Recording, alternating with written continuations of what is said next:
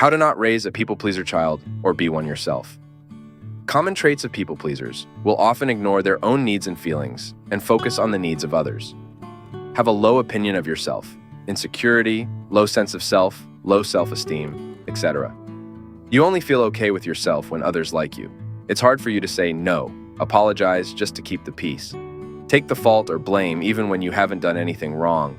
Quick to agree even when you don't agree. You're a yes man. Give a lot of yourself even when you feel depleted. Generally a nice person and don't speak your mind well. Constantly seek the approval of others. Dislike disappointing others.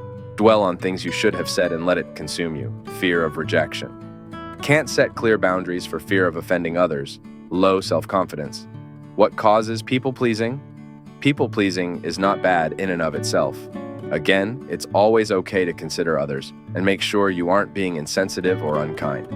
But there is a point where it will exhaust you because you will only feel satisfied and complete when knowing that others think highly of you, not simply because you are who you are, and that's enough. 8 tips for raising freethinkers and kind humans, not people-pleasers.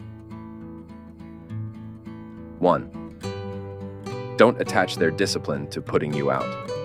As discussed above, make their discipline about the fact that what they did was wrong, not about making you happy. It's very easy to point out to our children how much they disappointed us or put us out in some way. 2. Teach them the tools to apologize, but make sure they know they're forgiven. Allow your child to come to a place where they genuinely apologize for their wrong. Don't force an apology.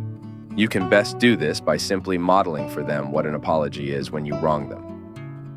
While we should teach them the tools, it's not our job to force it. 3. Don't threaten them. Every parent does this. We threaten our kids to get them to obey us, but there is hope to break the cycle, especially if this is how you were raised. 4. Encourage independence and individuality. Raising independent thinkers versus robots. In a world full of dead fish, teach them to go against the current. This can be done by encouraging independence. Allow them to make their own choices as appropriate to their age. In the example above, that also comes to play when disciplining. 5.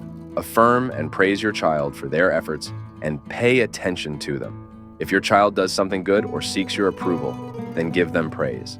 People pleasers often seek others' approval because they never felt good enough to their parents. 6. Be the example. People pleasers often say yes to everyone, even if they either don't want to or don't have the time. Obviously, we don't want our children to learn these bad habits, so being an example of knowing when to say no is the best way to teach them. 7. Encourage the fact that not everyone will like them, and that's okay.